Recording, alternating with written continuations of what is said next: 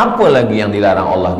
Kita sudah meninggalkan khamar, kita tak ada minum khamar, kita meninggalkan zina, kita tak ada berzina, kita meninggalkan judi, kita tak ada berjudi.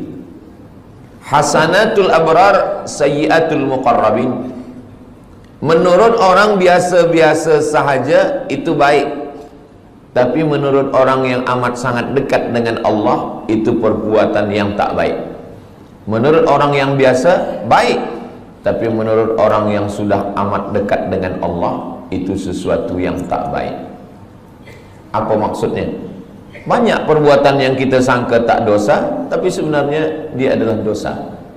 Ambil contoh, inni la astaghfiru ila rabbi wa atubu ilai.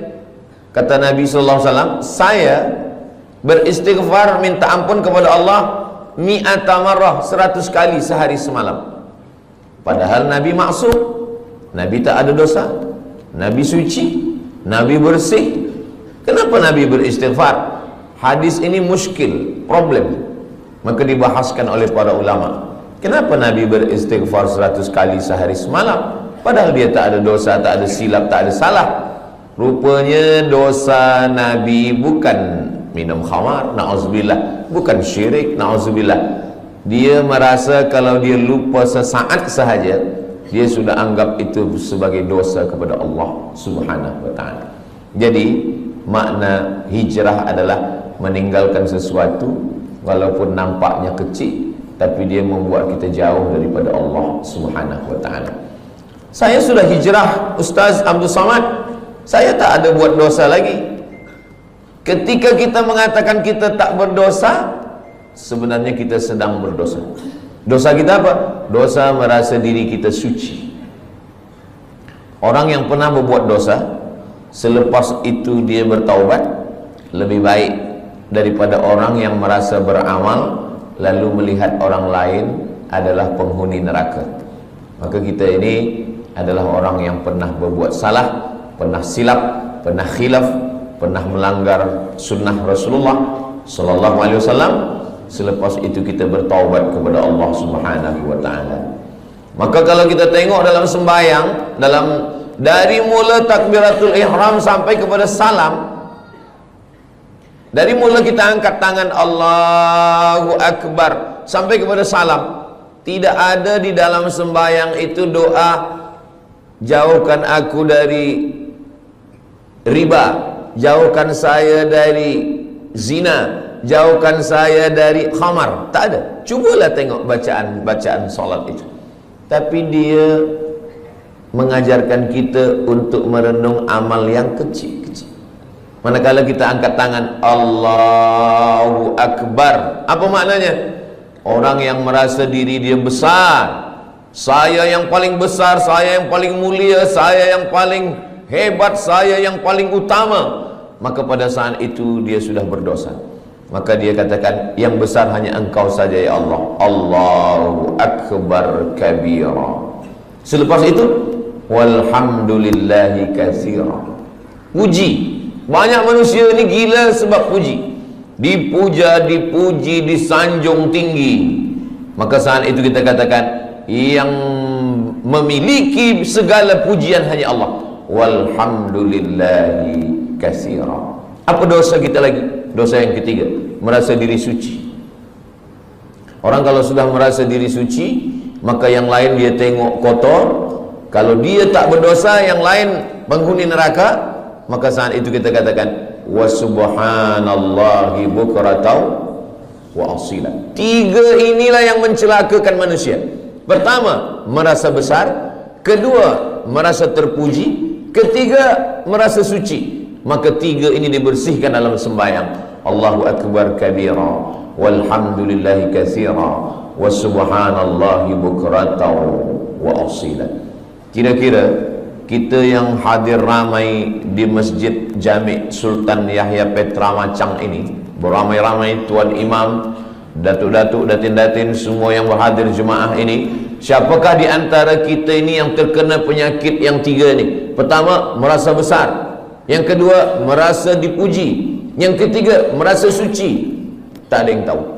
Tapi kalau ditengok daripada zahirnya, yang merasa mulia adalah Ustaz Abdul Somad, sebab dia duduk tinggi, yang lain rendah di lantai.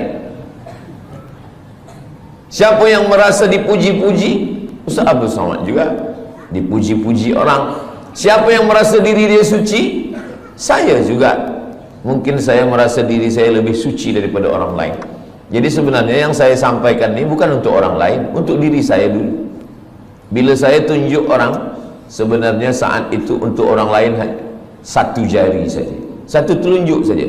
Yang keempat ini adalah untuk diri sendiri. Jangan engkau merasa diri engkau besar, Allahu Akbar kabira. Jangan engkau puji-puji gila dengan pujian, walhamdulillahi katsira.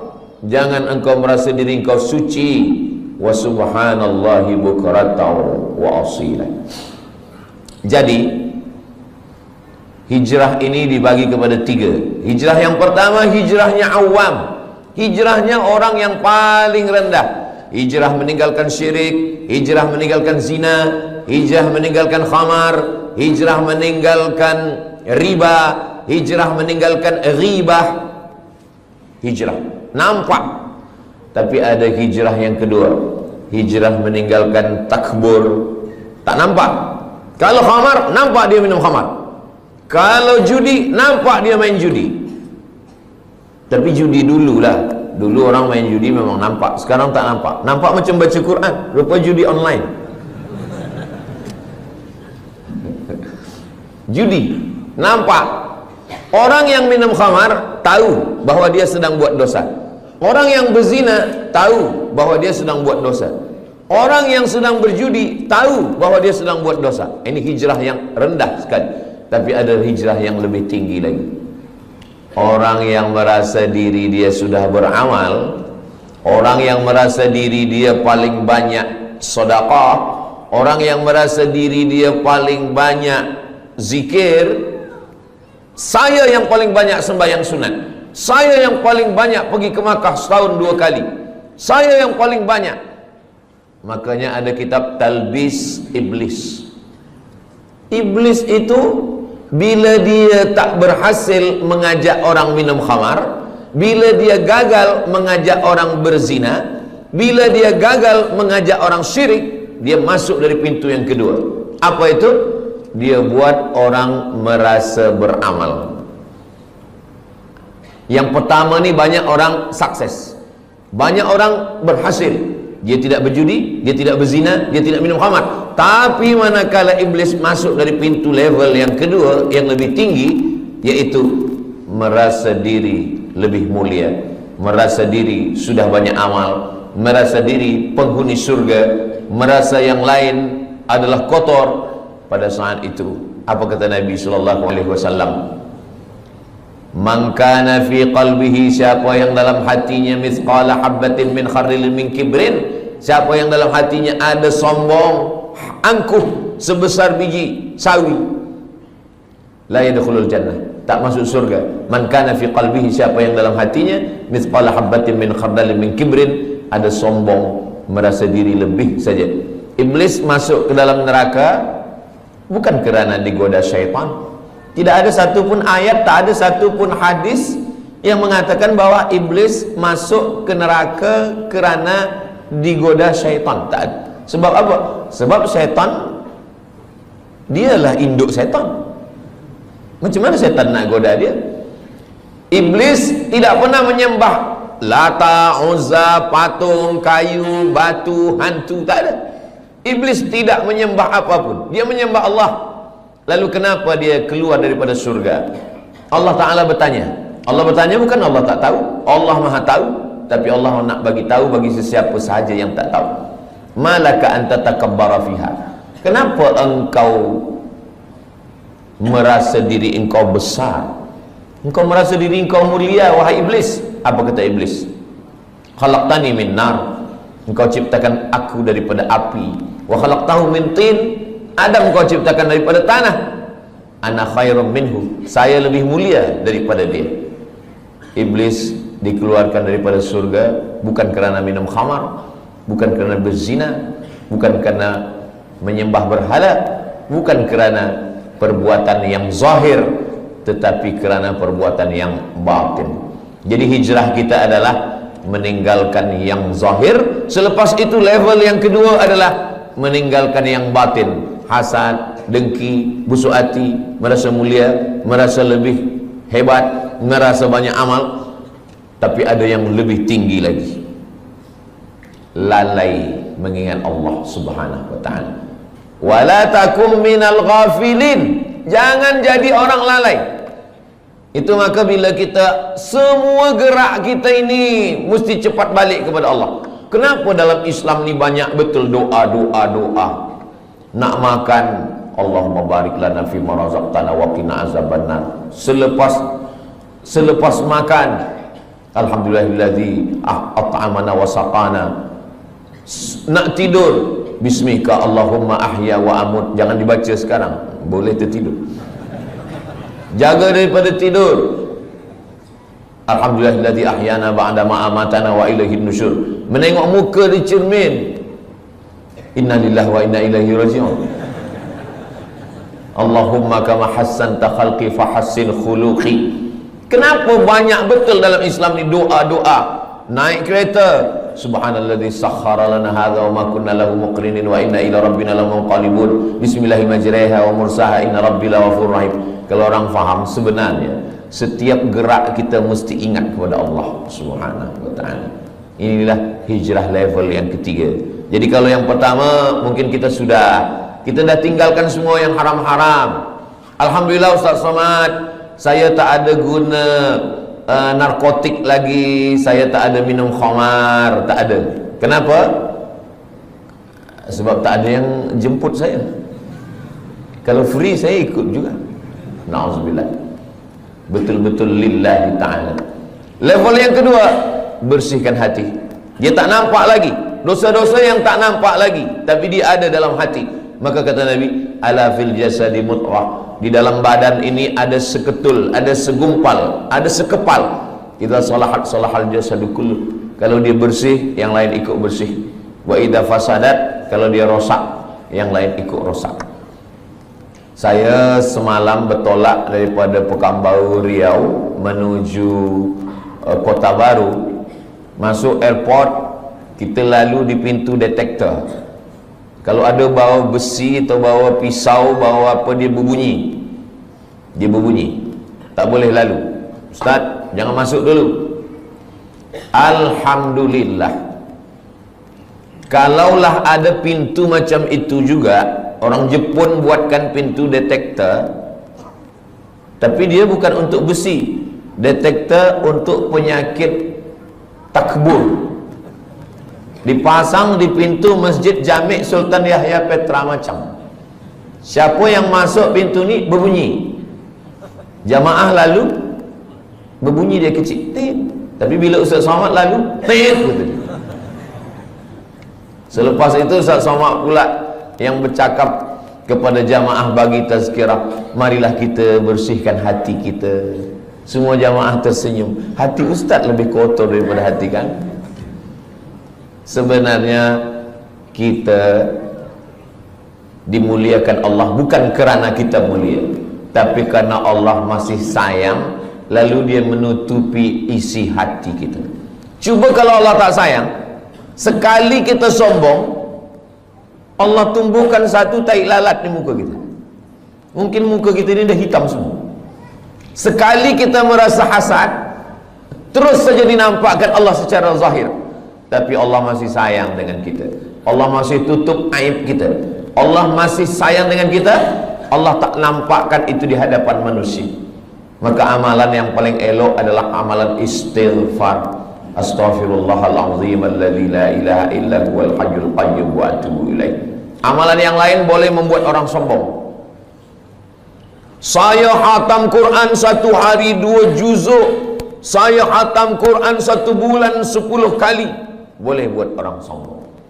Saya profesor, boleh buat orang sombong. Tapi amalan istighfar, makanya ada orang kadang istighfar saja amalannya, astagfirullah, astagfirullah. Tapi jangan sebab tazkirah ini dibalik-balik. Saya tak ingin kaji kita ini dibalik. Selepas ini bila ada orang, maksud saya, bila selama ini memang hafaz Quran, teruslah murajaah, jangan berhenti. Jangan sebab tazkirah Ustaz Abdul Samad ni, nanti petang balik dari masjid Jami' ni ditanya, awak tak baca Quran? Nanti kalau baca Quran ni kita boleh sombong, jadi kita istighfar sahaja. Bukan itu maksud saya. Kita tetap baca Quran, kita tetap hafaz Quran, kita tetap buat baik sedekah, tapi bersihkan hati kita dengan memperbanyak istighfar. Istighfar pun betul-betul dari lubuk hati yang paling dalam. Itulah makna hijrah. Astaghfirullahalazim alladzi la ilaha illa huwal hayyul qayyum wa atubu ilaih. Sebab setengah orang ada dia nak ingin supaya banyak. Sebab kata tok guru, engkau istighfar 100 kali sehari. Sebab dia nak banyak, maka istighfar ni dia cakap bunyi banyak-banyak hingga bunyinya pun tak nampak lagi. Bila kita dengar dekat entah apa-apa kan, macam makan bubur kacang hijau panas. Kita tidak begitu. Kita sebab ingin banyak bukan berarti cepat, maka kita tetap pelan. Astaghfirullahalazim alladzi la ilaha illa huwal hayyul qayyum wa atubu ilaih. Apa janji Nabi sallallahu alaihi wasallam untuk orang yang banyak istighfar? Man lazimal istighfar, siapa yang membanyakkan istighfar, siapa yang melazimkan istighfar, ja'alallahu lahu min kulli dhiqin makhraja, segala kesempitannya Allah bagi makhraja, kelapangan. Wa min kulli hammin faraja, segala kesusahannya dibagi Allah kebahagiaan. Wa razaqahu min haitsu la yahtasib, diberi Allah rezeki dari jalan yang tidak disangka-sangka. Semoga kita termasuk orang yang beristighfar, insyaallah. Itu janji Nabi. Janji Allah Ta'ala dalam Al-Quran untuk orang yang beristighfar ada 6. Surat Nuh ayat 10 hingga 11. Faqultu astaghfiru rabbakum, perbanyaklah beristighfar kepada Allah. Innahu kana ghaffara, diampunkan Allah dosa. Yursilis samaa'a 'alaikum midrara, diturunkan hujan. Wa yumdidukum bi amwalin, diberikan harta. Wa banin, anak. Wa yaj'al lakum jannatin, diberikan taman-taman surga. Wa yaj'al lakum anhara, diberikan sungai. Makna sungai adalah rezeki yang tak putus. Makna sungai adalah kelapangan hati. Makna sungai adalah anak yang soleh. Makna sungai adalah hati yang lapang.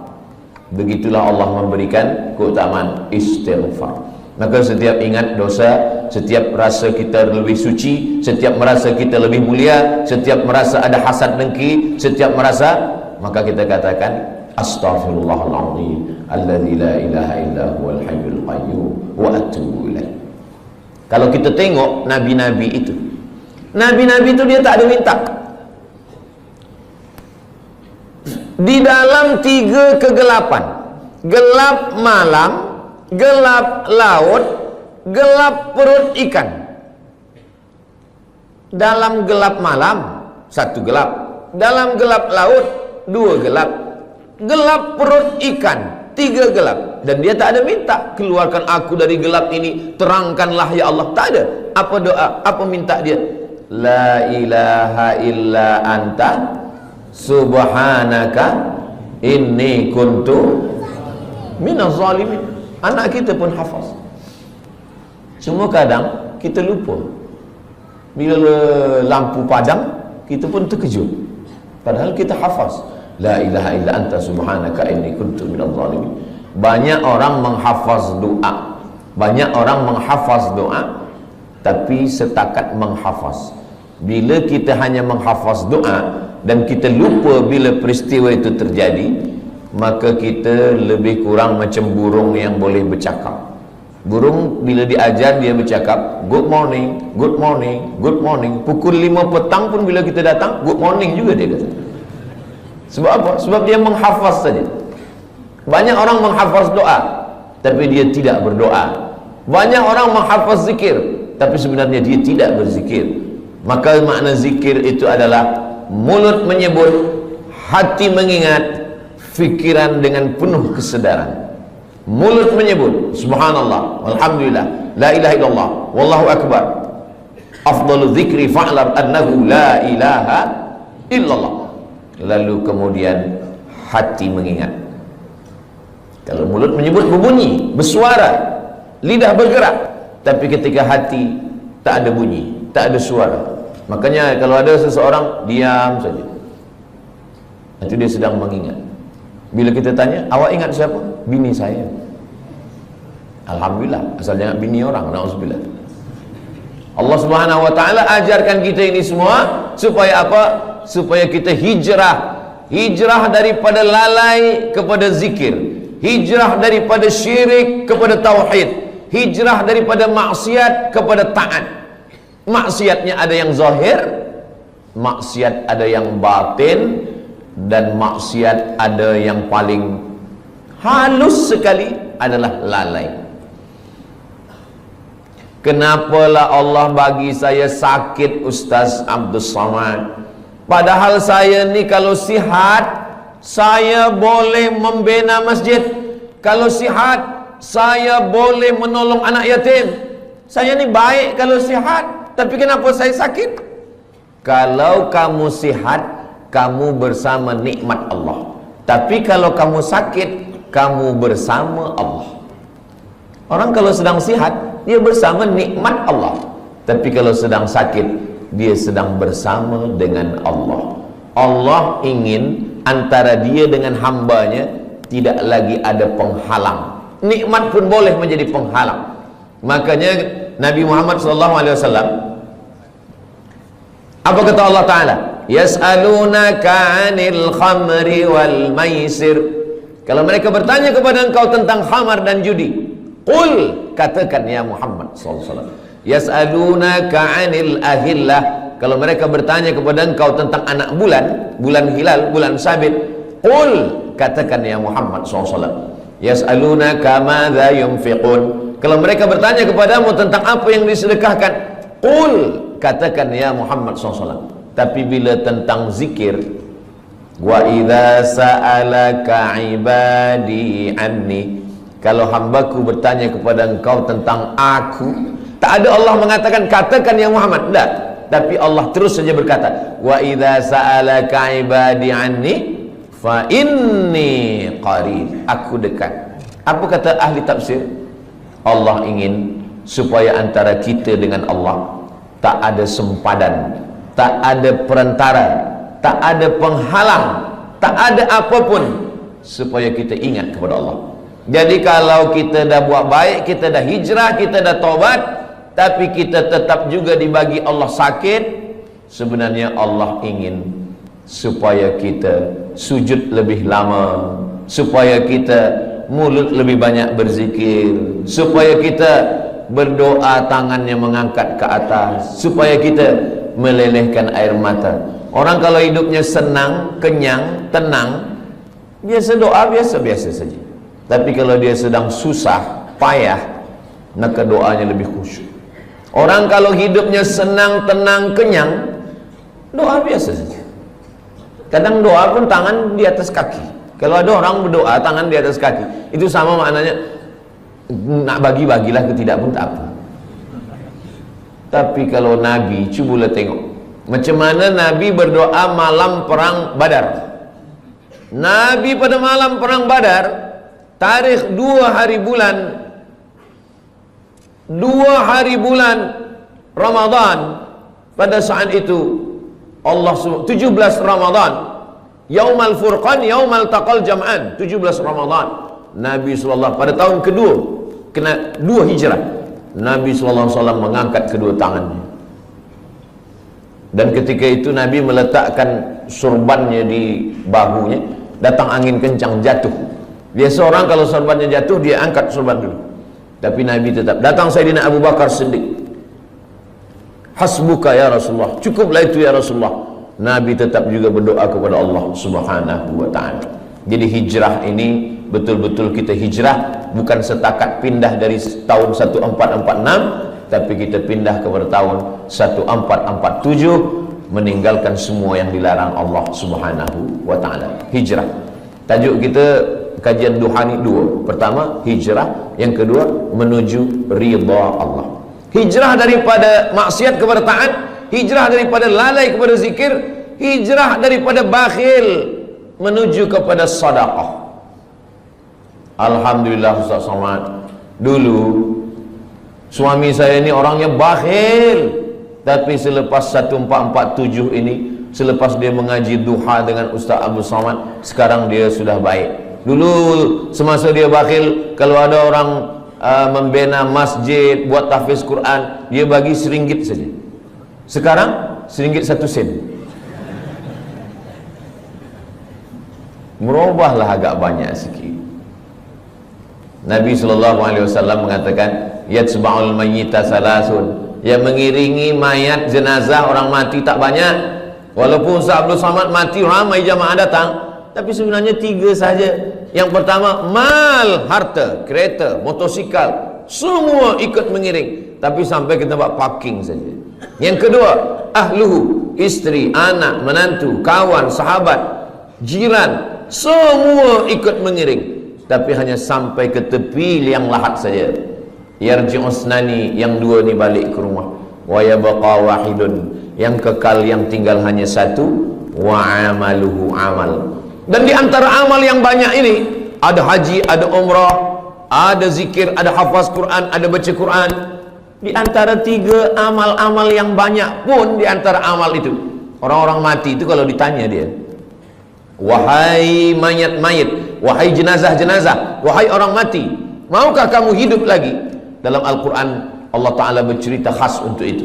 Orang mati itu menjawab, laula akhartani ila ajalin qarib, ya Allah, kalau engkau bagi kami hidup lagi, bagilah kami hidup lagi ya Allah, qarib, kejap, sikit saja, 1 minit, 1 second pun boleh engkau bagi hidup kami.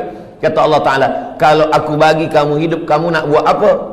Mereka tak ada cakap kami nak buat haji, tak ada. Kami nak buat umrah, tak ada. Kami nak buat sembahyang, tak ada. Lalu Allah tanya, kamu nak buat apa kalau aku bagi hidup? Fa'as-saddaqa, kami ingin bersedekah. Kami ingin bersedekah. Maka hijrah maknanya dari bakhil kepada sedekah. Mari kita lancarkan kutipan derma. Sebenarnya saya nak masukkan ini bagi tujuan sumbangan pembangunan Ma'had Tahfiz Al-Quran dan tabung pengimarahan Masjid Sultan Yahya Petra Macang. Jadi nanti bila dah tegak berdiri Ma'had Tahfiz Quran, anak-anak kita menghafaz, membaca Quran pagi, petang, siang, malam, zuhur, asar, maghrib, isyak, subuh, tahajud, witir, duha, mengalirlah pahalanya untuk kita semua hingga hari kiamat insyaAllah.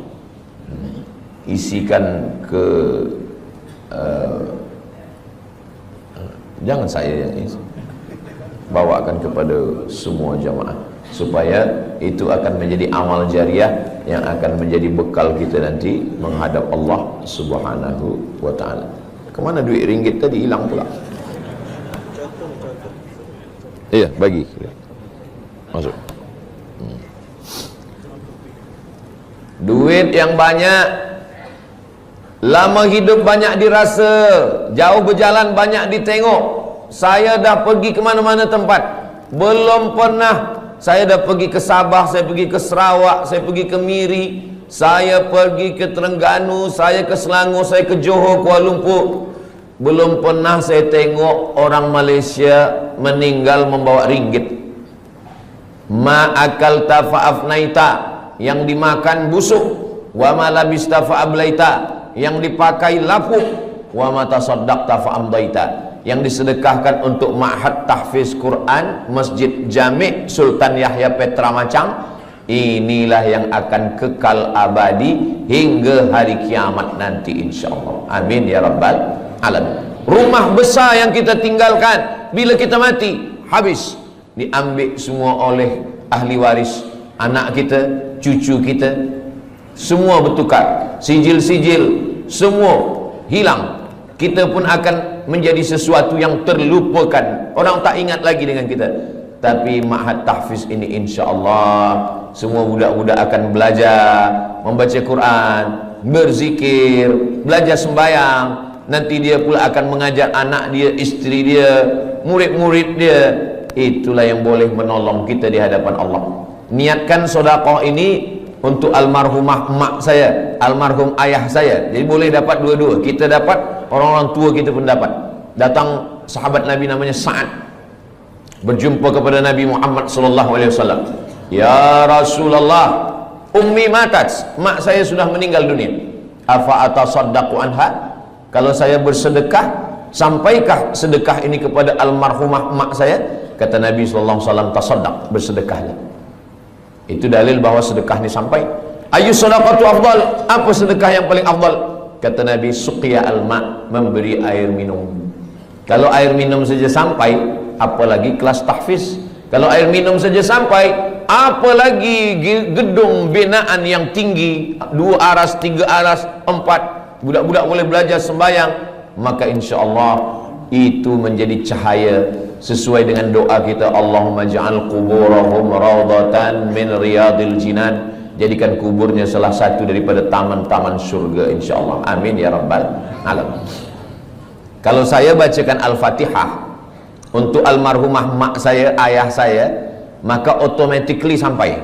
Tapi kalau saya nak bacakan Al-Fatihah untuk orang lain, saya mesti sebutkan ila ruhi fulan bin fulan fulanah binti fulan. Itu maka bila malam tahlil kita baca ila arwahi fulan bin fulan wa fulanah binti fulan. Sebab apa? Sebab orang lain. Sebab sebenarnya tak ada hubungan nasab. Tapi sedekah, siapa dulu yang berwakaf tanah masjid ni, siapa yang membina masjid ni, saya tidak perlu menyebutkan untuk fulan bin fulan. Kenapa? Itulah beza sedekah dengan bacaan Al-Quran. Begitu juga dengan amal-amal yang sedekah ini. Semua orang yang bersedekah, membina masjid, tahfiz Quran, tanpa dia sebutkan namanya, maka kita semua yang ada di masjid ini, dari mulai tahiyatul masjid, solat duha, subuh tadi, zuhur, asar, maghrib, isya, sampai hari kiamat, mengalirlah pahala dia. Sebenarnya kalau kita pikir-pikir, kita ini lebih lama di atas tanah atau di dalam tanah? Imam Syafi'i lahirnya di Gaza sekarang, Gaza. Mudah-mudahan Allah menolong saudara kita di Gaza. Imam Syafi'i lahir di Gaza tahun 150. Meninggalnya di Mesir, di Kahirah tahun 204. Lahir 150, meninggal 204. Jadi kalau begitu Imam Syafi'i di atas tanah ini berapa lama? 54 tahun sahaja. 54 tahun. Tak sampai umur Nabi 63 tahun. Imam Syafi'i lebih lama di atas tanah, hanya 54 tahun. Imam Syafi'i meninggal tahun 204. Hari ini sudah 1447. Maknanya Imam Syafi'i di dalam tanah, di alam barzah, sudah lebih 1200 tahun. Tapi Imam Syafi'i amal dia tak putus. Malaysia, Patani, Brunei Darussalam, Moro Filipina, Indonesia, Yaman, Mesir, Iraq, Jordan, semua bermazhab Syafi'i.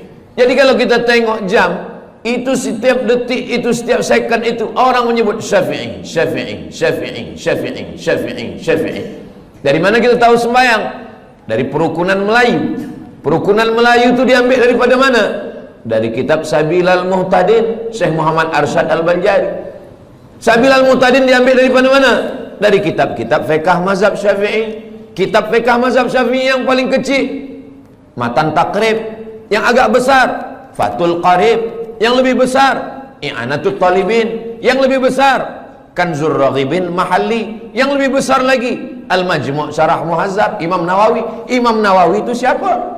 Imam Nawawi imam besar kedua dalam mazhab Syafi'i. Imam Nawawi dapat ilmu dari mana? Dari guru-guru dia, sampailah kepada Imam Al-Muzani, sampai kepada Imam Al-Buaiti, sampai kepada Imam Rabi'. Lalu kemudian Imam Buaiti, Imam Muzani, Imam Rabi' ini dapat, Al-Muradi dapat ilmu dari mana? Mereka belajar kepada Imam Syafi'i. Tadi saya sarapan makan pagi di hotel. Selepas itu datang seorang, muka dia saya tengok macam Arab. Lalu dia tanya, ini orang yang ada di sini ni mazhabnya apa, kata dia. Kata saya, ini negeri Melayu ni mazhabnya ala madhabil Imam Syafi'i. Mereka ni semuanya mazhab Syafi'i, kata saya. Oh, kata dia, rupanya dia subuh tadi sembahyang di masjid, dia terkejut. Saya tanya, awak dari mana? Saya dari Perancis, dari Paris, kata dia. Oh, Paris ni mazhab apa agaknya? Negeri awak dari mana? Saya dari Aljazair Maghribi, Aljazair, Tunisia, Libya, Mauritania, Andalusia. Itu mazhabnya mazhab Maliki. Patutlah dia terkejut. Mungkin dia tak tahu tentang mazhab Syafi'i. Macam mana beza Maliki dengan Syafi'i ini? Mazhab Maliki, tangan dia turun lepas ke bawah. Mazhab Syafi'i, dia letakkan tangan.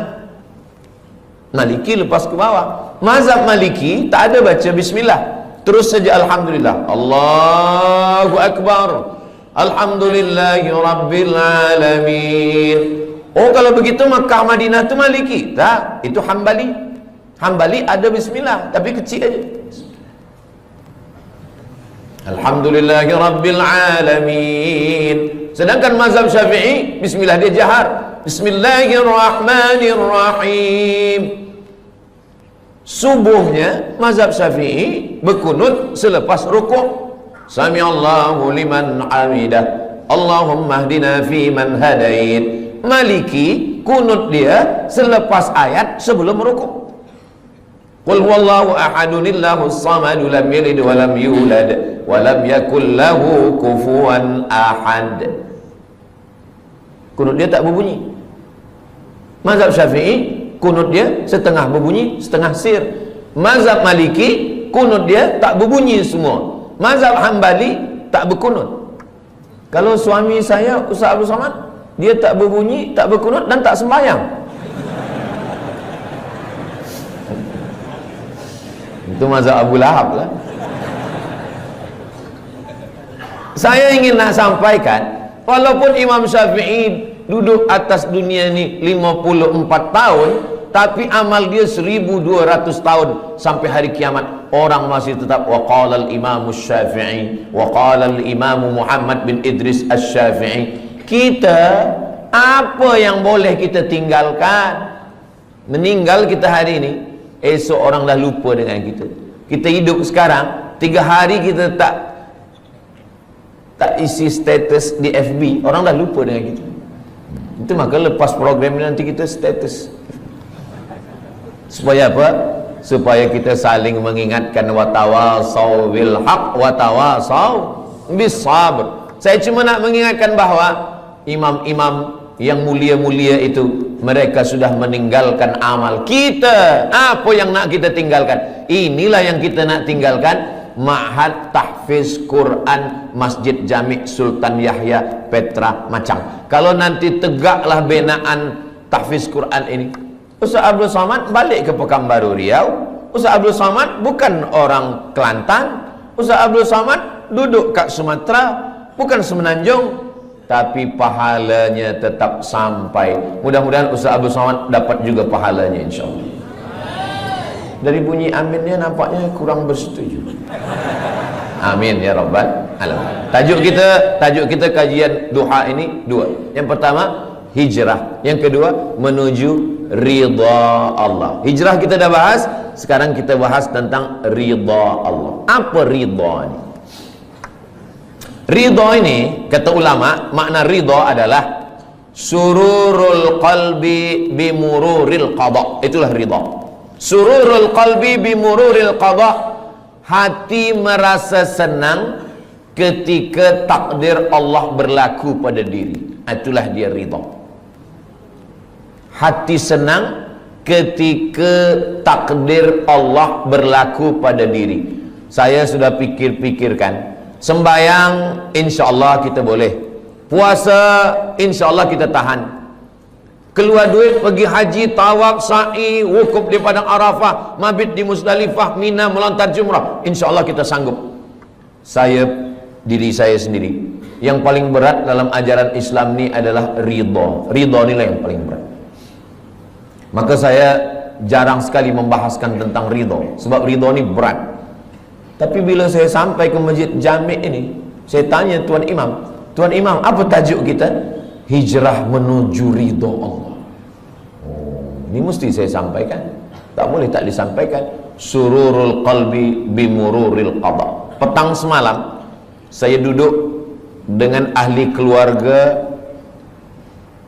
yang menjadi aksiden beberapa waktu lalu, meninggal beberapa penuntut student daripada Terengganu dalam aksiden bas. Lalu kemudian saya diminta untuk menyampaikan ayat-ayat Al-Quran untuk memberikan kesabaran, ketabahan. Saya bila menyampaikan itu, yang terpikir dalam hati dan pikiran saya, Ustaz Samad suruh orang sabar bacakan ayat, tapi yang meninggal ni anak orang lain. Macam mana kalau anak Ustaz yang kena? Mungkin kalau anak saya yang berlaku pada anak saya, ahli keluarga saya, mungkin ayat itu pun hilang, hadis-hadis itu pun terbang. Tapi itulah Allah Subhanahu wa ta'ala. Maka dia suruh ketika orang lain yang kena musibah, kita yang memberikan kesabaran. Ketika ada dua orang perempuan, seorang perempuan ni anak dia meninggal, datanglah jiran dia mengatakan, sabar, engkau sayang pada anak engkau, Allah lebih sayang. Allah pinjamkan anak itu kepada engkau setahun, 2 tahun, lepas tu dia ambil. Sabar ya, sabar. Lalu jiran dia ni pun sabar. Rupanya tak lama selepas itu anak dia pula meninggal. Menangis dia lebih kuat lagi. Rupanya kita ni paling senang adalah menasihati orang lain. Tapi bila kita yang terkena, suatu ketika Nabi lalu di kubur. Masa Nabi dilalu di kubur tu, rupanya ada seorang perempuan sedang berziarah di kubur anaknya. Kata Nabi, sabar, sabar ya, kata Nabi. Dia marah. Apa kata dia? Alaika anni innaka lam tusab bi musibati. Pergi engkau sana, jangan suruh saya sabar. Engkau mengatakan suruh sabar, sabar tu sebab engkau tak kena musibah macam saya. Pergi sana. Selepas itu orang bagi tahu dia, kamu tahu tak siapa yang kamu halau tadi? Tidak, itu Nabi. Lepas itu dia pun pergi jumpa Nabi SAW. Ya Rasulullah, maafkan saya. Saya tadi memang tersilap, terlupa, saking susahnya hati saya, saking kan sedihnya hati saya, anak saya meninggal, maka saya halau engkau ya Rasulullah. Kata dia, sekarang saya dah sabar ya Rasulullah. Apa kata Nabi? Innamas sabru fi sadmatil ula. Sabar itu pada pukulan yang pertama. Pada saat kita terpukul yang pertama, disitulah nampak mana yang ridha, mana yang tidak. Mudah-mudahan kita dibagikan Allah keridhaan insyaAllah. Ustaz, pernahkah mengalami musibah? Ya, saya ikut exam untuk menjadi pensyarah. Dari mula bawah saya dah ikut. Dia tanya mana sijil BA. Ni sijil BA daripada Azhar. Mana sijil master? Ni sijil master daripada Darul Hadis Al-Hasaniyah Maghribi. Berapa tulis dulu tesis? Ni saya tulis Rijalul Muwatta' was Sahihain alladzina dha'afuhum an-Nasa'i fi kitabid du'afa wal matrukin jam'an wa dirasatan. Ni selepas itu semua dah okey, selepas itu temu bual. Dia tanya, awak baru balik dari Maghribi? Ya. Nak jadi pensyarah? Ya. Dah berapa lama mengajar? Belum ada, sebab baru balik lagi. Tinggal berdua saja. Yang akan menjadi pensyarah ni seorang saja, dan kami berdua. Saya berharap, ya Allah, sayalah yang jadi pensyarah ni ya Allah. Tolonglah ya Allah. Kalau saya jadi pensyarah ni, saya nak tolong mak saya nak senangkan dia, saya nak bawa dia ke Mekah, saya nak balas budi baik dia. Tolonglah ya Allah. Rupanya takdir berkata lain. Kawan saya kirim, masa tu belum ada WhatsApp lagi, kirim SMS, Abdul Somad, engkau tidak lulus menjadi pensyarah. Saya turun, rasa-rasa tanah tu lembut macam dodol, rasa-rasa tanah tu macam berlumpur, lunak dipijat. Begitulah rupanya. Jadi saya pun menyampaikan sururul qalbi bimururil qada ini kata ulama, bukan kata saya. Kalau kata saya, memang berat menjalani ridha, menerima takdir Allah SWT. Seorang pemuda datang, Saya dah doakan lama supaya berjodoh menikah dengan dia dalam tahajud saya, ya Allah. Tiba-tiba saja datang jemputan, barakallahu lakuma wa baraka alaikuma wa jama'a bainakuma fi khair. Macam mana ni Ustaz Abdul Somad? Tentu saya nak kuatkan hati dia. Kuatkan hati kamu. Bunga bukan setangkai, kumbang bukan seekor. Patah tumbuh hilang berganti, hilang satu tumbuh seribu. Oh, dia boleh kuat. Saya kuat Ustaz. Tiba balik di rumah, meleleh air mata, hancur berkeping. Saya nasihatkan kepada pemuda-pemuda belia-belia, maka lapangkan hati, pandang jauh dunia. Dunia ini, jangan menjadi pemuda belia berkata engkaulah perempuan satu-satunya. Itu bohong, dusta. Begitu banyak perempuan. Saya saja, saya yang udah tua macam ini, yang umur sudah 48 tahun, lahir 18 hari bulan Mei 1977, udah tua, kurus, hitam. Cubalah tengok di komen-komen Instagram, di YouTube tuh, masih ada orang tulis, Ustaz Abdul Somad jadikan saya yang kedua ya. Saya nak bagi tahu supaya dunia ini bukan sempit betul. Dunia ini sebenarnya lapang. Lalu yang membuat dunia ini sempit siapa? Kita sendirilah yang membuat dunia ini sempit. Dunia ini adalah apa yang ada dalam fikiran kita. Makanya Nabi Musa dengan Nabi Muhammad SAW itu beza. Kalau Nabi Musa itu dia berdoa, Rabbi syrahli sadri, lapangkan dadaku, wa yassirli amri, mudahkan urusanku, wahlul uqdatan min lisani, lancarkan lisanku, yafqahu qauli, supaya orang faham apa yang aku sampaikan. Tapi Sayyidina Muhammad SAW, dia belum berdoa Allah dah bagi. Apa kata Allah? Alam nashrah laka sadrak, sudah aku lapangkan dadamu.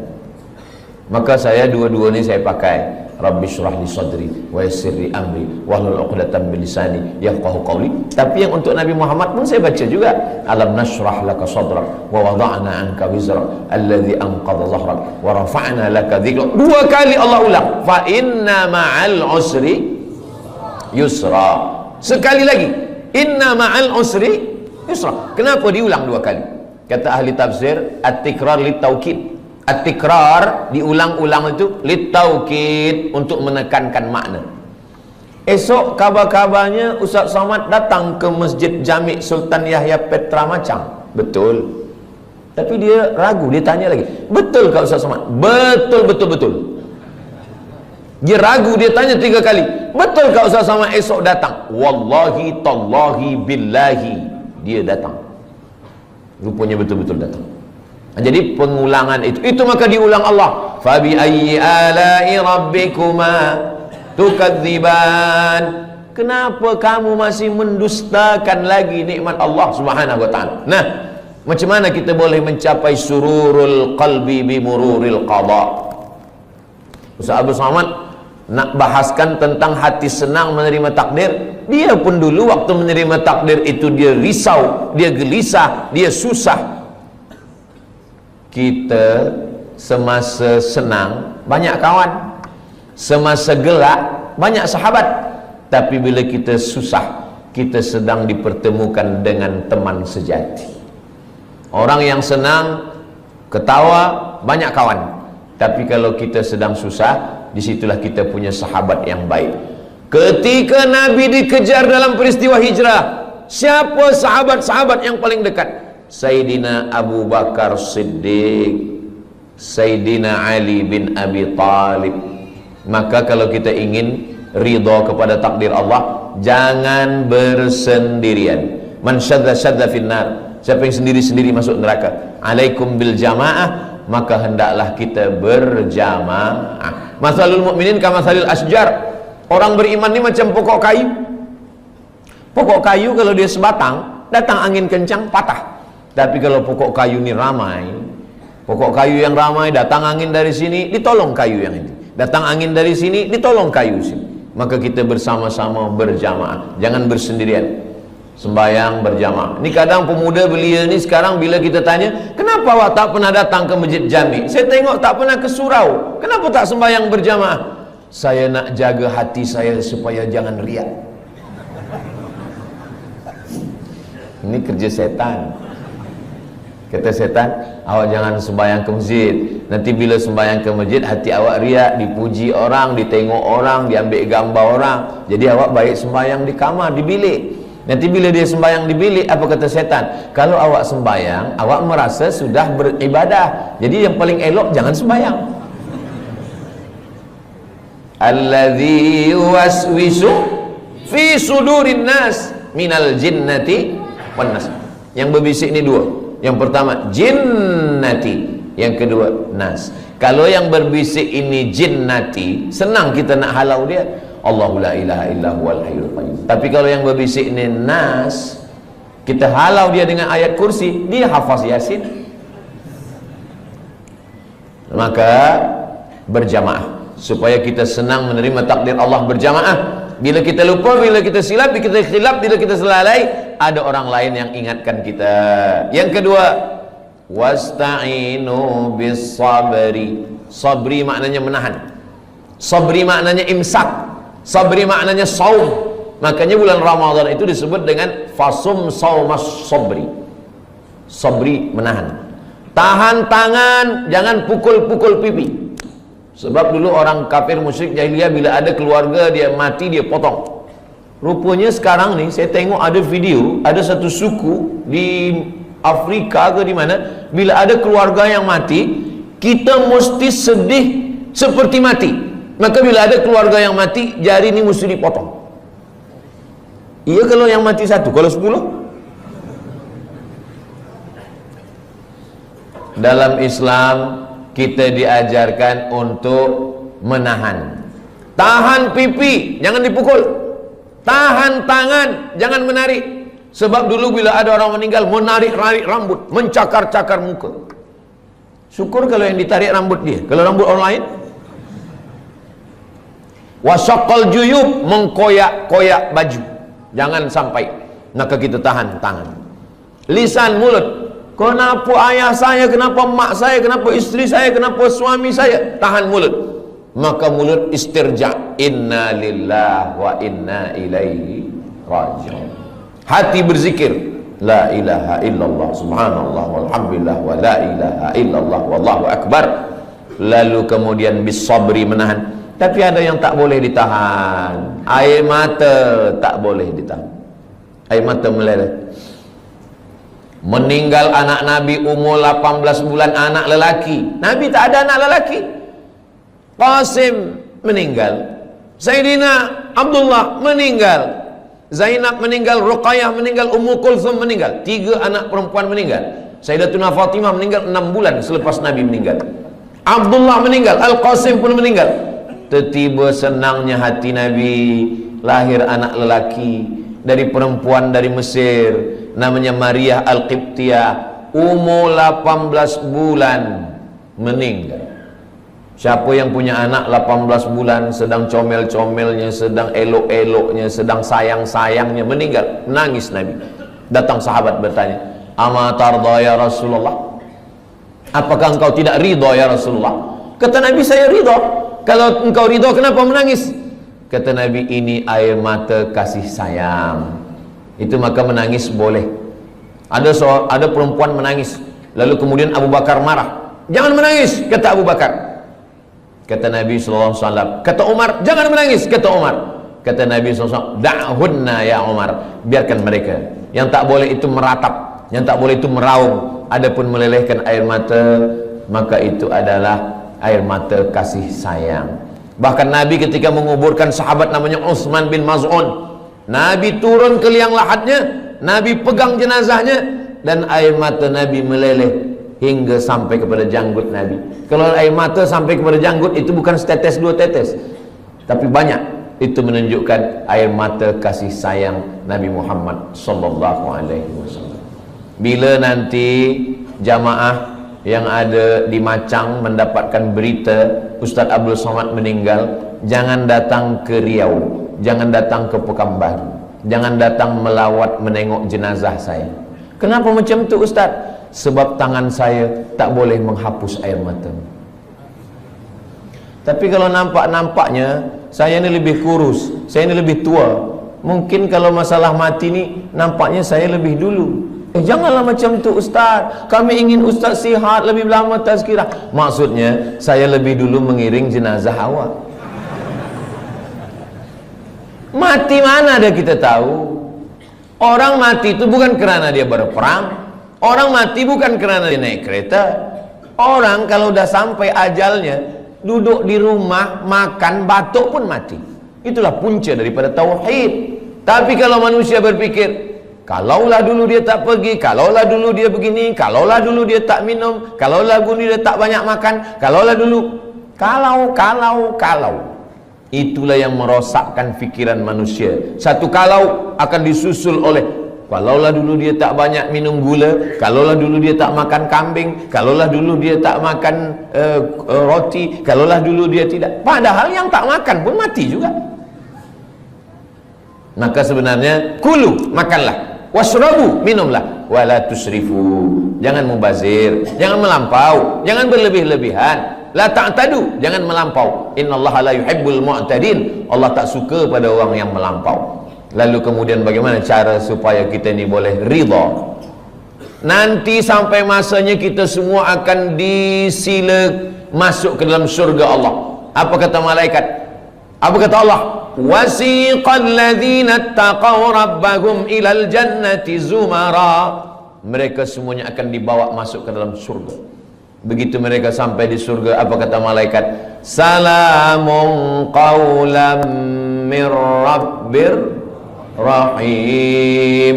Apa kata malaikat? Salamun alaikum, selamat, tahniah, tibatum, kamu sudah berbuat baik, fadkhuluha khalidin, masuklah kamu ke dalam surga khalidin, kekal selamanya, tak keluar lagi daripada surga. Mudah-mudahan kita semua masuk surga insyaallah. Selepas kita masuk surga semua, Allah bertanya, madza turidun? Wahai orang yang sudah masuk surga, madza turidun? Kamu nak apa lagi? Apa yang kamu nak? Semua dah ada, semua sudah ada di surga. Tapi kemudian mereka berkata, kami nak satu ya Allah, yang belum ada satu. Semua dah ada, makanan semua dah ada, tapi ada satu yang kami belum dapat. Apa dia? Ridhamu. Kata Allah, yang dapat ridhaku hanya orang yang ridha menerima takdir. Itulah kenapa kita selalu berdoa masa kita tawaf, subhanallah walhamdulillah wa la ilaha illallah wallahu akbar. Begitu kita sampai pada rukun yamani, menuju kepada Hajar Aswad, doa kita berubah, Rabbana atina fid dunya hasanah wa fil akhirati hasanah wa qina adzabannar. Selepas itu kita tambah, Allahumma inna nas'aluka ridhaka wal jannah. Jangan minta surga. Kenapa? Sebab semua umat Nabi Muhammad SAW masuk surga, tapi mintalah ridha. Masuk surga belum tentu dapat ridha, tapi kalau dapat ridha pasti dapat surga. Wala saufa yu'tika rabbuka fatarda. Apa lagi yang dilarang Allah? Kita sudah meninggalkan khamar, kita tak ada minum khamar. Kita meninggalkan, maaf, zina, kita tak ada berzina. Kita meninggalkan judi, kita tak ada berjudi. Hasanatul abrar, sayyiatul muqarrabin. Menurut orang biasa-biasa sahaja itu baik, tapi menurut orang yang amat sangat dekat dengan Allah, itu perbuatan yang tak baik. Menurut orang yang biasa baik, tapi menurut orang yang sudah amat dekat dengan Allah, itu sesuatu yang tak baik. Apa maksudnya? Banyak perbuatan yang kita sangka tak dosa, tapi sebenarnya dia adalah dosa. Ambil contoh, inni la astaghfiru ila rabbi wa atubu ilai. Kata Nabi SAW, saya beristighfar, minta ampun kepada Allah mi'ata marrah, 100 kali sehari semalam. Padahal Nabi maksum, Nabi tak ada dosa, Nabi suci, Nabi bersih. Kenapa Nabi beristighfar? Hadis ini muskil, problem. Maka dibahaskan oleh para ulama, kenapa Nabi beristighfar 100 kali sehari semalam, padahal dia tak ada dosa, tak ada silap, tak ada salah. Rupanya dosa Nabi bukan minum khamar, na'udzubillah, bukan syirik, na'udzubillah. Dia merasa kalau dia lupa sesaat sahaja, dia sudah anggap itu sebagai dosa kepada Allah Subhanahu wa ta'ala. Jadi makna hijrah adalah meninggalkan sesuatu walaupun nampaknya kecil, tapi dia membuat kita jauh daripada Allah Subhanahu wa ta'ala. Saya sudah hijrah, Ustaz Abdul Samad, saya tak ada buat dosa lagi. Ketika kita mengatakan kita tak berdosa, sebenarnya kita sedang berdosa. Dosa kita apa? Dosa merasa diri kita suci. Orang yang pernah berbuat dosa, selepas itu dia bertaubat, lebih baik daripada orang yang merasa beramal lalu melihat orang lain adalah penghuni neraka. Maka kita ini adalah orang yang pernah berbuat salah, pernah silap, pernah khilaf, pernah melanggar sunnah Rasulullah sallallahu alaihi wasallam. Selepas itu kita bertaubat kepada Allah Subhanahu wa ta'ala.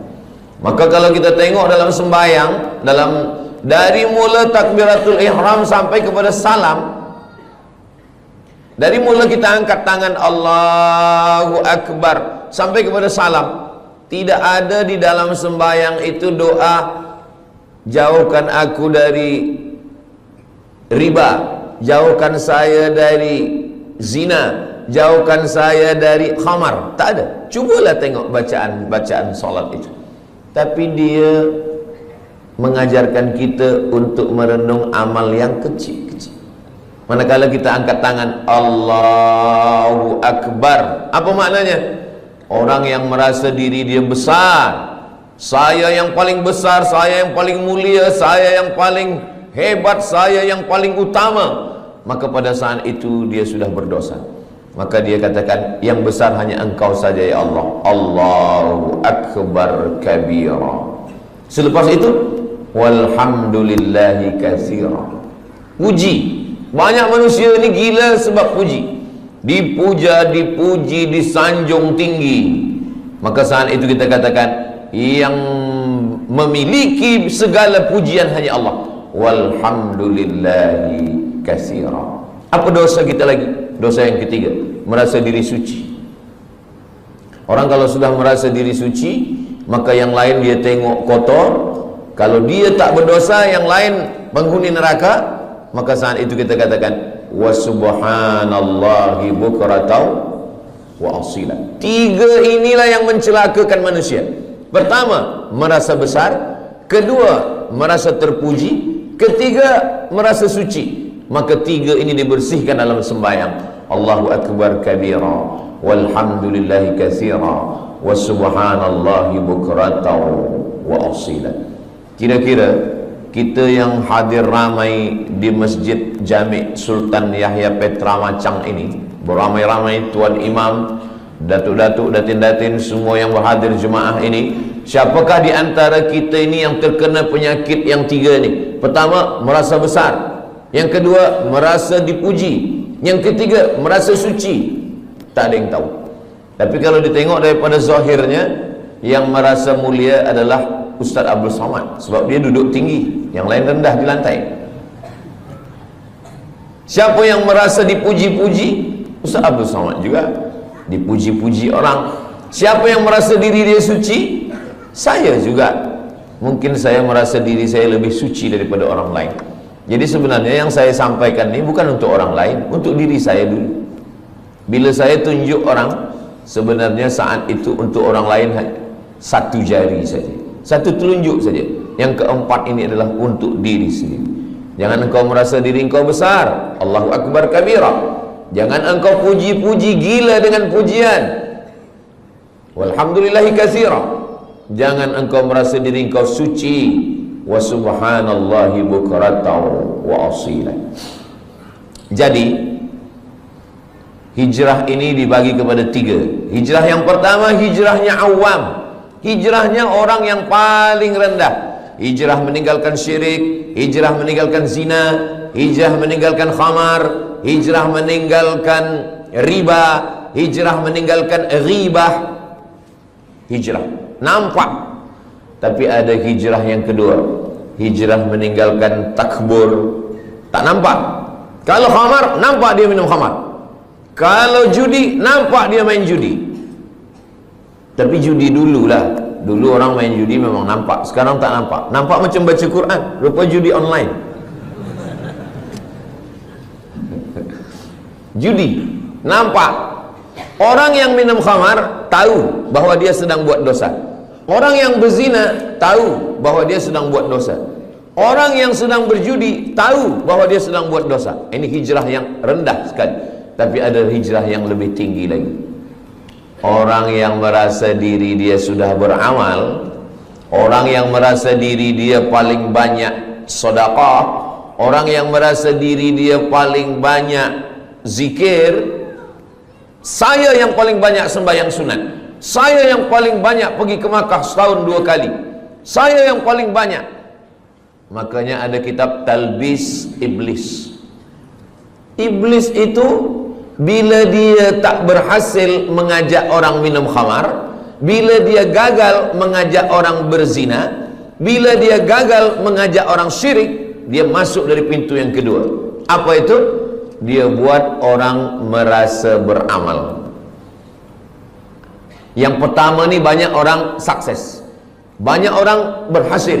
Dia tidak berjudi, dia tidak berzina, dia tidak minum khamar. Tapi manakala iblis masuk dari pintu level yang kedua, yang lebih tinggi, yaitu merasa diri lebih mulia, merasa diri sudah banyak amal, merasa diri penghuni surga, merasa yang lain adalah kotor. Pada saat itu, apa kata Nabi SAW? Man kana fi qalbihi, siapa yang dalam hatinya mithqala habbatin min khardalin min kibrin, siapa yang dalam hatinya ada sombong, angkuh sebesar biji sawi, la yadkhulul jannah, tak masuk surga. Man kana fi qalbihi, siapa yang dalam hatinya mithqala habbatin min khardalin min kibrin, ada sombong, merasa diri lebih saja. Iblis masuk ke dalam neraka bukan kerana digoda syaitan. Tidak ada satu pun ayat, tak ada satu pun hadis yang mengatakan bahwa iblis masuk ke neraka kerana digoda syaitan. Tak ada. Sebab apa? Sebab syaitan dialah induk syaitan. Macam mana syaitan nak goda dia? Iblis tidak pernah menyembah Lata, Uzza, patung, kayu, batu, hantu. Tak ada.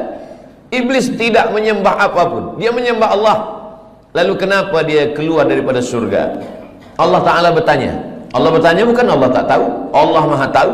Tapi Allah nak bagi tahu bagi sesiapa sahaja yang tak tahu. Malaka anta takabbara fiha. Kenapa engkau merasa diri engkau besar? Engkau merasa diri engkau mulia, wahai iblis. Apa kata iblis? Khalaqtani min nar. Engkau ciptakan aku daripada api. Wa khalaqtahu min tin. Adam kau ciptakan daripada tanah. Ana khairum minhu, saya lebih mulia daripada dia. Iblis dikeluarkan daripada surga bukan kerana minum khamar, bukan kerana berzina, bukan kerana menyembah berhala, bukan kerana perbuatan yang zahir, tetapi kerana perbuatan yang batin. Jadi hijrah kita adalah meninggalkan yang zahir. Selepas itu level yang kedua adalah meninggalkan yang batin. Hasad, dengki, busuk hati, merasa mulia, merasa lebih hebat, merasa banyak amal. Tapi ada yang lebih tinggi lagi, lalai mengingat Allah Subhanahu wa ta'ala. Wala takum minal ghafilin, jangan jadi orang lalai. Itu maka bila kita semua gerak kita ini mesti cepat balik kepada Allah. Kenapa dalam Islam ni banyak betul doa. Nak makan, Allahumma barik lana fi ma razaqtana wa qina azabannar. Selepas makan, alhamdulillahillazi at'amana wa saqana. Nak tidur, bismika Allahumma ahya wa amut. Jangan dibaca sekarang, boleh tertidur. Jaga daripada tidur. Alhamdulillahillazi ahyana ba'da ma amatana wa ilaihin nusyur. Menengok muka di cermin, inna lillahi wa inna ilaihi raji'un. Allahumma kama hassanta khalqi fahassin khuluqi. Kenapa banyak betul dalam Islam ni doa-doa? Naik kereta, subhanalladzi sakhkhara lana hadza wa ma kunna lahu muqrinin wa inna ila rabbina lamunqalibun bismillahi majriha wa mursaha inna rabbi laghafurur rahim. Kalau orang faham, sebenarnya setiap gerak kita mesti ingat kepada Allah Subhanahu wa taala. Inilah hijrah level yang ketiga. Jadi kalau yang pertama mungkin kita dah tinggalkan semua yang haram-haram. Alhamdulillah Ustaz Somad, saya tak ada guna narkotik lagi, saya tak ada minum khamar, tak ada. Kenapa? Sebab tak ada yang jemput saya. Kalau free saya ikut juga. Na'udzubillah. Betul-betul lillahi ta'ala. Level yang kedua, bersihkan hati. Dia tak nampak lagi dosa-dosa yang tak nampak lagi, tapi dia ada dalam hati. Maka kata Nabi, ala fil jasadi mut'ah, di dalam badan ini ada seketul, ada segumpal, ada sekepal. Idza salahat salahal jasadu kullu. Kalau dia bersih, yang lain ikut bersih. Wa idza fasadat, kalau dia rosak, yang lain ikut rosak. Saya semalam bertolak daripada Pekanbaru Riau menuju Kota Baru. Masuk airport, kita lalu di pintu detektor. Kalau ada bawa besi atau bawa pisau, bawa apa, dia berbunyi. Dia berbunyi. Tak boleh lalu. Ustaz, jangan masuk dulu. Alhamdulillah. Kalaulah ada pintu macam itu juga, orang Jepun buatkan pintu detektor, tapi dia bukan untuk besi. Detektor untuk penyakit takbur. Dipasang di pintu Masjid Jami' Sultan Yahya Petra Macam. Siapa yang masuk pintu ni berbunyi. Jamaah lalu berbunyi dia kecil. Tit. Tapi bila Ustaz Somad lalu, tit betul. Selepas itu Ustaz Somad pula yang bercakap kepada jamaah bagi tazkirah, marilah kita bersihkan hati kita. Semua jamaah tersenyum. Hati Ustaz lebih kotor daripada hati kan? Sebenarnya kita dimuliakan Allah bukan kerana kita mulia, tapi karena Allah masih sayang, lalu dia menutupi isi hati kita. Cuba kalau Allah tak sayang, sekali kita sombong, Allah tumbuhkan satu tai lalat di muka kita. Mungkin muka kita ini dah hitam semua. Sekali kita merasa hasad, terus saja dinampakkan Allah secara zahir. Tapi Allah masih sayang dengan kita. Allah masih tutup aib kita. Allah masih sayang dengan kita. Allah tak nampakkan itu di hadapan manusia. Maka amalan yang paling elok adalah amalan istighfar. Astaghfirullahalazim alladzi la ilaha illa huwal hayyul qayyum wa atubu ilaih. Amalan yang lain boleh membuat orang sombong. Saya khatam Quran 1 hari 2 juzuk. Saya khatam Quran 1 bulan 10 kali. Boleh buat orang sombong. Saya profesor, boleh buat orang sombong. Tapi amalan istighfar, makanya ada orang kadang istighfar saja amalannya, astagfirullahaladzim, astagfirullah. Tapi jangan sebab tazkirah ini dibalik-balik. Saya tak ingin kaji kita ini dibalik. Selepas ini bila ada orang, maksud saya, bila selama ini memang hafaz Quran, teruslah murajaah, jangan berhenti. Jangan sebab tazkirah Ustaz Abdul Somad ni, nanti petang balik dari Masjid Jami' ni ditanya, awak tak baca Quran? Nanti kalau baca Quran ni kita boleh sombong. Jadi kita istighfar sahaja. Bukan itu maksud saya. Kita tetap baca Quran, kita tetap hafaz Quran, kita tetap buat baik sedekah, tapi bersihkan hati kita dengan memperbanyak istighfar. Istighfar pun betul-betul dari lubuk hati yang paling dalam. Itulah makna hijrah. Astaghfirullahalazim alladzi la ilaha illa huwal hayyul qayyum wa atubu ilaih. Sebab setengah orang ada dia nak ingin supaya banyak. Sebab kata tok guru, engkau istighfar 100 kali sehari. Sebab dia nak banyak, maka istighfar ni dia cakap bunyi banyak-banyak hingga bunyinya pun tak nampak lagi. Bila kita dengar dekat entah apa-apa kan, macam makan bumbu kacang hijau panas. Kita tidak begitu. Kita sebab ingin banyak bukan berarti cepat. Maka kita tetap pelan. Astaghfirullahalazim alladzi la ilaha illa huwal hayyul qayyum wa atubu ilaih. Apa janji Nabi sallallahu alaihi wasallam untuk orang yang banyak istighfar? Man lazimal istighfar, siapa yang membanyakkan istighfar, siapa yang melazimkan istighfar, ja'alallahu lahu min kulli dhiqin makhraja, segala kesempitannya Allah bagi makhraja, kelapangan.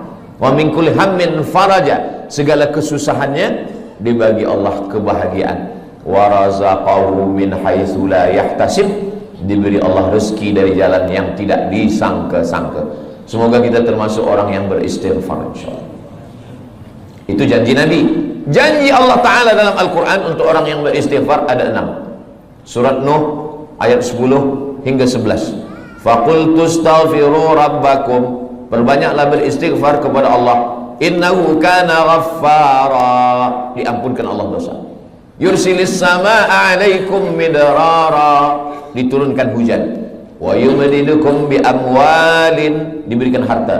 Wa banin, anak. Wa yaj'al lakum jannatin, diberikan taman-taman surga. Wa yaj'al lakum anhara, diberikan sungai. Makna sungai adalah rezeki yang tak putus. Makna sungai adalah kelapangan hati. Makna sungai adalah anak yang soleh. Makna sungai adalah hati yang lapang. Begitulah Allah memberikan keutamaan istighfar. Maka setiap ingat dosa, setiap rasa kita lebih suci, setiap merasa kita lebih mulia, setiap merasa ada hasad dengki, setiap merasa, maka kita katakan astaghfirullahaladzim alladzi la ilaha illa huwal hayyul qayyum wa atubu ilaih. Kalau kita tengok nabi-nabi itu, nabi-nabi itu dia tak ada minta. Di dalam 3 kegelapan, gelap malam, gelap laut, gelap perut ikan. Dalam gelap malam 1 gelap, dalam gelap laut 2 gelap, gelap perut ikan 3 gelap. Dan dia tak ada minta, keluarkan aku dari gelap ini, terangkanlah ya Allah. Tak ada. Apa doa? Apa minta dia? La ilaha illa anta subhanaka inni kuntu minaz zalimin. Anak kita pun hafaz. Cuma kadang kita lupa. Bila lampu padam, kita pun terkejut. Padahal kita hafaz. La ilaha illa anta subhanaka inni kuntu minaz zalimin. Banyak orang menghafaz doa. Banyak orang menghafaz doa, tapi setakat menghafaz. Bila kita hanya menghafaz doa dan kita lupa bila peristiwa itu terjadi, maka kita lebih kurang macam burung yang boleh bercakap.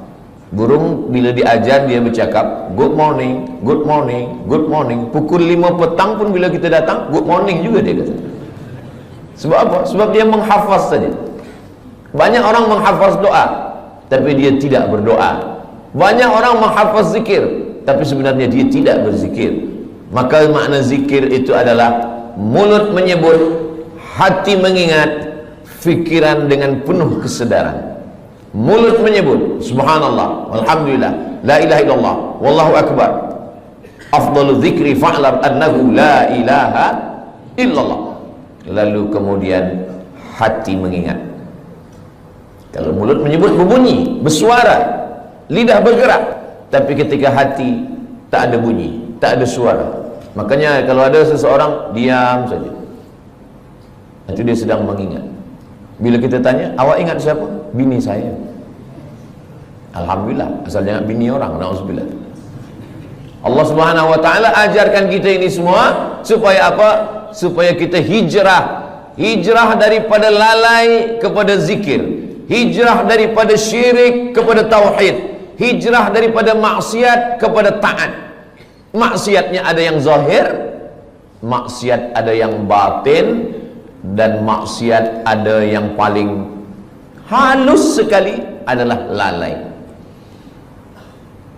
Kenapalah Allah bagi saya sakit, Ustaz Abdul Samad?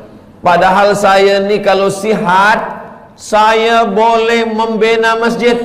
Kalau sihat, saya boleh menolong anak yatim. Saya ni baik kalau sihat, tapi kenapa saya sakit? Kalau kamu sihat, kamu bersama nikmat Allah. Tapi kalau kamu sakit, kamu bersama Allah.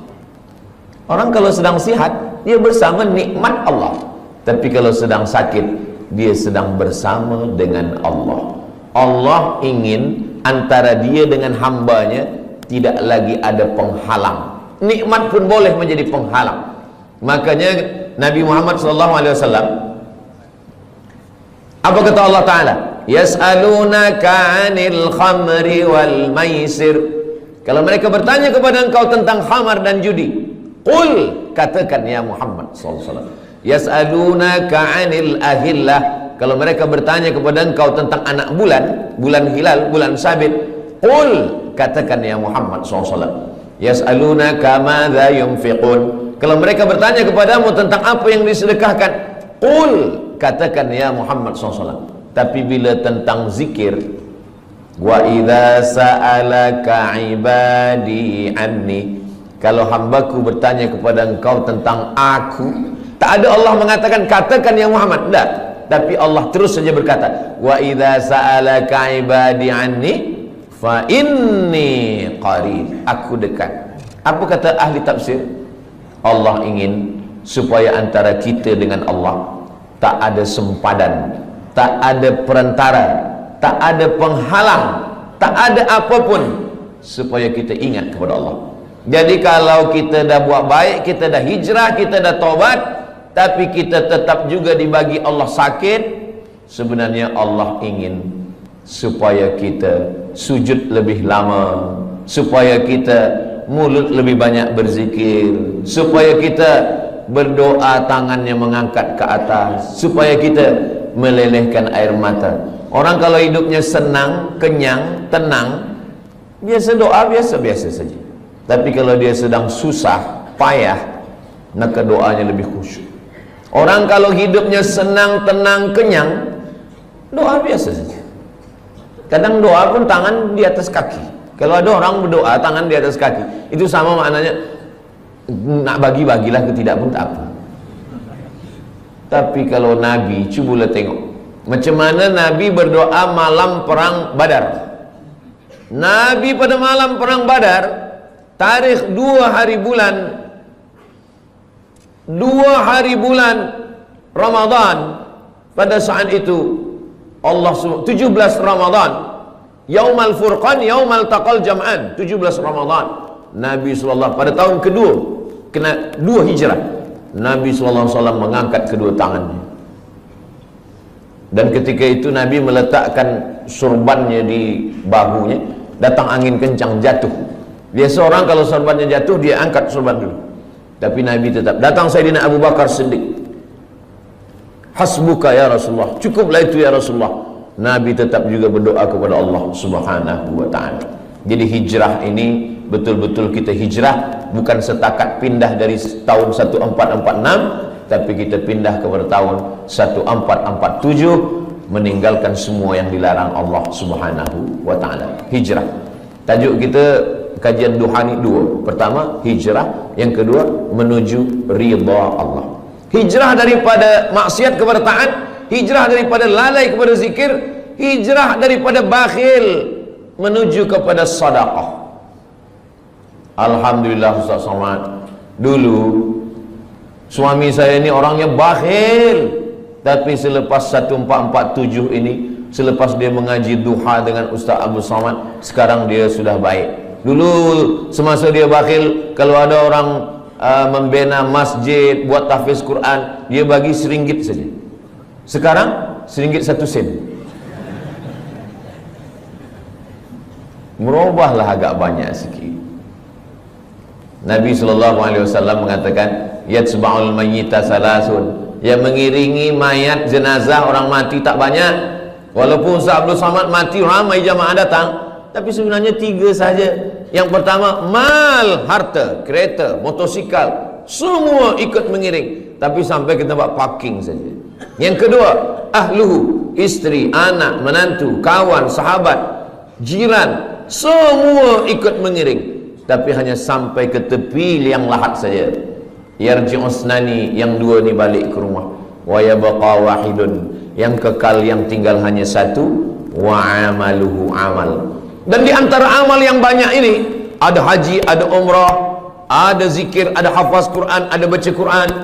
Di antara 3 amal-amal yang banyak pun, di antara amal itu, orang-orang mati itu kalau ditanya dia, wahai mayat-mayat, wahai jenazah-jenazah, wahai orang mati, maukah kamu hidup lagi?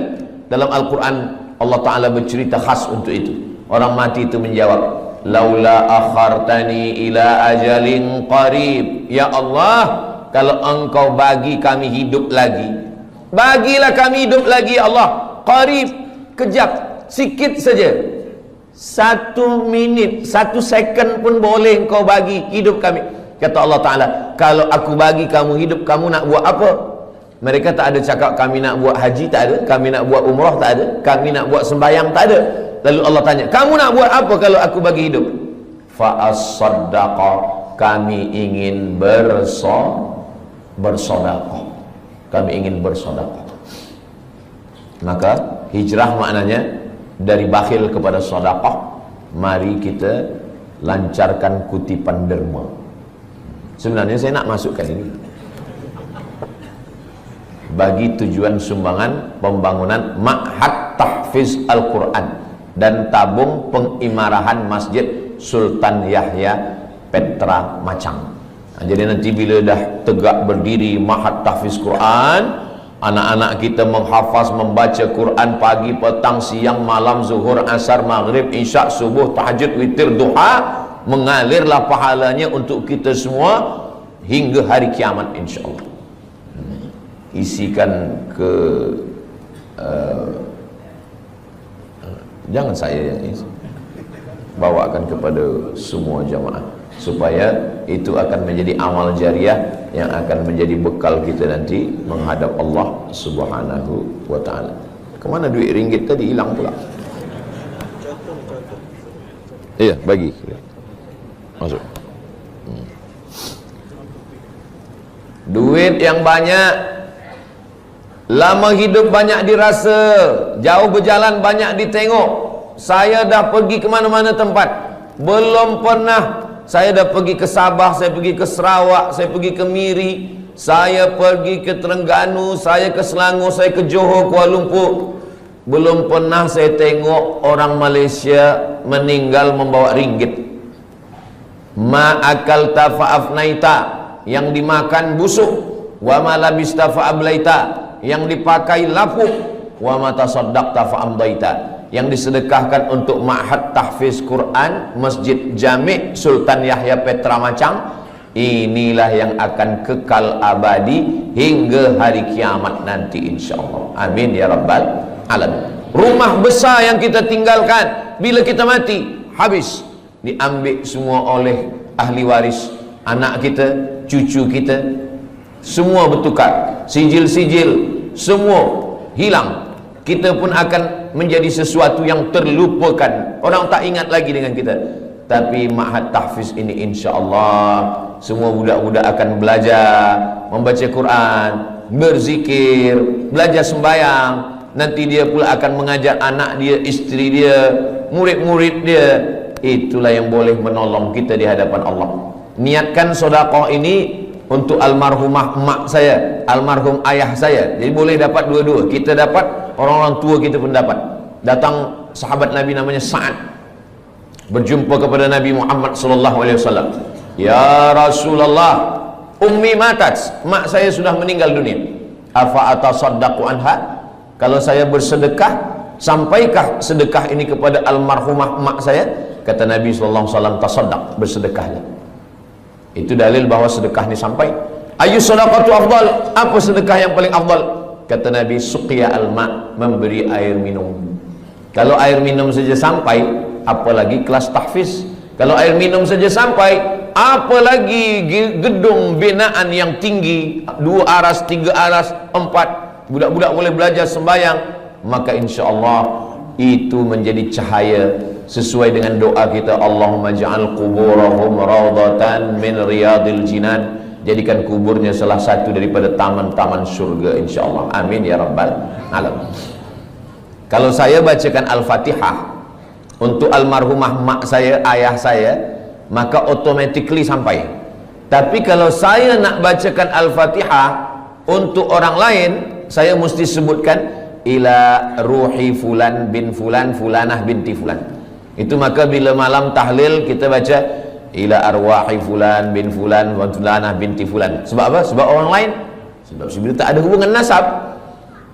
Tapi sedekah, siapa dulu yang berwakaf tanah masjid ni, siapa yang membina masjid ni, saya tidak perlu menyebutkan untuk fulan bin fulan. Kenapa? Itulah beza sedekah dengan bacaan Al-Quran. Begitu juga dengan amal-amal yang sedekah ini. Semua orang yang bersedekah, membina masjid, tahfiz Quran, tanpa dia sebutkan namanya, maka kita semua yang ada di masjid ini, dari mulai tahiyatul masjid, solat duha, subuh tadi, zuhur, asar, maghrib, isya, sampai hari kiamat, mengalirlah pahala dia. Sebenarnya kalau kita pikir-pikir, kita ini lebih lama di atas tanah atau di dalam tanah? Imam Syafi'i lahirnya di Gaza sekarang, Gaza. Mudah-mudahan Allah menolong saudara kita di Gaza. Imam Syafi'i lahir di Gaza tahun 150. Meninggalnya di Mesir, di Kahirah tahun 204. Lahir 150, meninggal 204. Jadi kalau begitu Imam Syafi'i di atas tanah ini berapa lama? 54 tahun sahaja. 54 tahun. Tak sampai umur Nabi 63 tahun. Imam Syafi'i lebih lama dia di atas tanah, hanya 54 tahun. Imam Syafi'i meninggal tahun 204. Hari ini sudah 1447.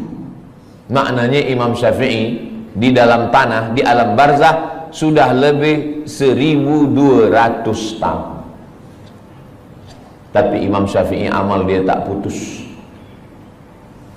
Malaysia, Patani, Brunei Darussalam, Moro Filipina, Indonesia, Yaman, Mesir, Iraq, Jordan, semua bermazhab Syafi'i. Jadi kalau kita tengok jam, itu setiap detik, itu setiap second, itu orang menyebut Syafi'i, Syafi'i, Syafi'i, Syafi'i, Syafi'i, Syafi'i. Dari mana kita tahu sembahyang? Dari perukunan Melayu. Perukunan Melayu itu diambil daripada mana? Dari kitab Sabilal Muhtadin, Syekh Muhammad Arsyad Al-Banjari. Sabilal Muhtadin diambil daripada mana? Dari kitab-kitab fiqh mazhab Syafi'i. Kitab fiqh mazhab Syafi'i yang paling kecil, Matan Taqrib. Yang agak besar, Fathul Qarib. Yang lebih besar, I'anatul Talibin. Yang lebih besar, Kanzur Raghibin Mahalli. Yang lebih besar lagi, Al-Majmu' Syarah Muhazzab, Imam Nawawi. Imam Nawawi itu siapa? Imam Nawawi imam besar kedua dalam mazhab Syafi'i. Imam Nawawi dapat ilmu dari mana? Dari guru-guru dia, sampailah kepada Imam Al-Muzani, sampai kepada Imam Al-Buaiti, sampai kepada Imam Rabi'. Lalu kemudian Imam Buaiti, Imam Muzani, Imam Rabi' ini dapat, Al-Muradi dapat ilmu dari mana? Mereka belajar kepada Imam Syafi'i. Tadi saya sarapan makan pagi di hotel. Selepas itu datang seorang, muka dia saya tengok macam Arab. Lalu dia tanya, ini orang yang ada di sini ni mazhabnya apa? Kata dia. Kata saya, ini negeri Melayu ni mazhabnya ala madhabil Imam Syafi'i. Mereka ni semuanya mazhab Syafi'i, kata saya. Oh, kata dia, rupanya dia subuh tadi sembahyang di masjid. Dia terkejut. Saya tanya, awak dari mana? Saya dari Perancis, dari Paris, kata dia. Oh, Paris ni mazhab apa agaknya? Negeri awak dari mana? Saya dari Aljazair Maghribi, Aljazair, Tunisia, Libya, Mauritania, Andalusia. Itu mazhabnya mazhab Maliki. Patutlah dia terkejut. Mungkin dia tak tahu tentang mazhab Syafi'i. Macam mana beza Maliki dengan Syafi'i ini? Mazhab Maliki, tangan dia turun lepas ke bawah. Mazhab Syafi'i, dia letakkan tangan. Maliki lepas ke bawah. Mazhab Maliki tak ada baca bismillah, terus saja Alhamdulillah, Allahu Akbar, Alhamdulillahi Rabbil Alamin. Oh, kalau begitu Makkah Madinah itu Maliki? Tak, itu Hambali. Hambali ada bismillah, tapi kecil aja. Alhamdulillahi Rabbil Alamin. Sedangkan mazhab Syafi'i, bismillah dia jahar. Bismillahirrahmanirrahim. Subuhnya mazhab Syafi'i berkunut selepas rukuk. Sami'allahu liman hamidah. Allahumma hdina fi man hadait. Maliki kunut dia selepas ayat sebelum rukuk. Qul huwallahu ahadunillahus samadu lam yalid wa lam yulad wa lam yakul lahu kufuwan ahad. Kunut dia tak berbunyi. Mazhab Syafi'i kunut dia setengah berbunyi, setengah sir. Mazhab Maliki kunut dia tak berbunyi semua. Mazhab Hambali tak berkunut.